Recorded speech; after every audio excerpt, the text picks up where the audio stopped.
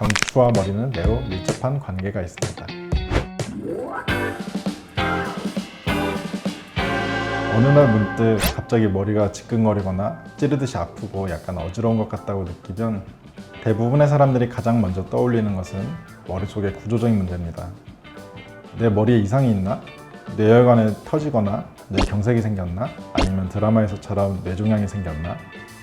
물론 실제로 그런 분들도 있습니다만 상당수의 경우는 이 두통을 가지고 대학병원에 가서 CT나 MRI도 찍어보고 여러 가지 신경학적 검사들을 해도 별다른 이상을 발견하지 못하는 경우가 많습니다. 이처럼 머릿속의 구조적인 문제나 다른 신경학적 증상이 없음에도 불구하고 원인을 알 수 없는 두통이 반복되거나 지속되는 경우 가장 먼저 떠올려야 할 것 중 하나가 바로 경추 문제에 의한 두통입니다.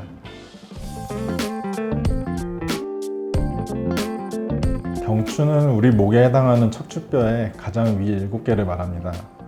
위로는 상당히 무거운 머리뼈를 지탱하고 있고 앞쪽으로는 기도, 식도, 그리고 머리와 몸통이 소통하는 혈관과 신경들이 지나가며 양쪽으로는 척추와 척추 사이로 척추신경이 나와서 서로 다발을 형성해서 목과 어깨 양팔로 내려가는 신경을 만들고 뒤로는 척추의 안정성을 유지하는 근육에 관여하여 경추가 효율적으로 머리뼈를 받칠 수 있도록 조절하고 있습니다.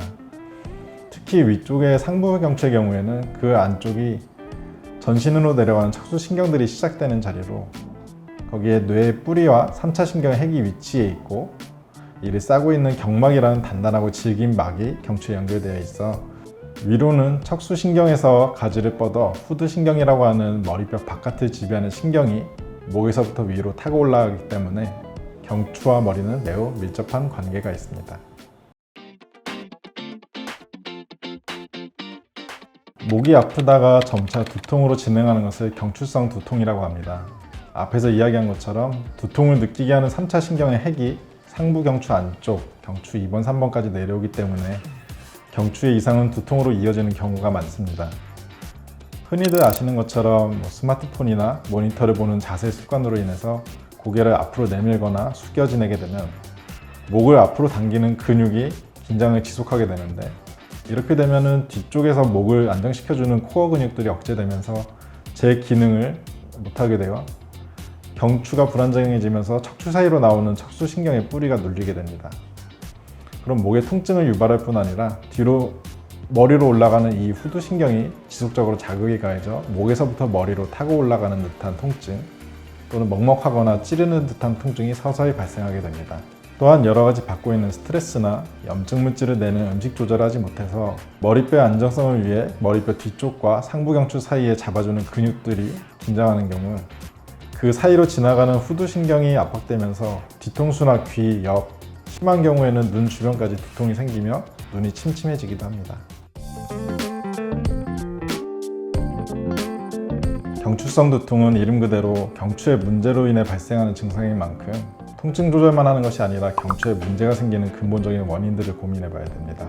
가령 턱관절에서 소리가 나고 삐뚤어지면 그 교합의 축이 상부 경추에 있기 때문에 경추에 영향을 주어 문제를 일으킬 수도 있으며 경추 안쪽에 붙는 경막은 척추를 따라 내려가 엉치뼈 안쪽에 붙게 되는데 스트레스나 대사 문제로 발의 아치가 무너져 좌우 골반 균형에 문제가 있어 경추와 엉치뼈가 서로 미세하게 삐뚤어지면 안쪽에 흐르는 뇌척수액의 순환이 떨어질 뿐만 아니라 머리 쪽에서 뇌를 싸고 있는 경막 전체의 긴장도가 높아져 이로 인해서도 두통이 생길 수 있습니다. 저희 병원에 오시는 두통 환자들 중에서 처음부터 저희 병원에 오시는 분들은 많지 않습니다. 상당수가 앞에서 이야기했던 여러 병원에서 각종 검사를 받고 이상이 없다거나 신경성으로 진단을 받아서 진통제나 신경안정제, 근이원제로 지내시다가 오시는 분들이 많은데요. 두통은 증상 조절뿐 아니라 그 근본적인 원인에 대해 전인적인 관점에서 접근하여 치료를 하는 것이 필요하겠습니다.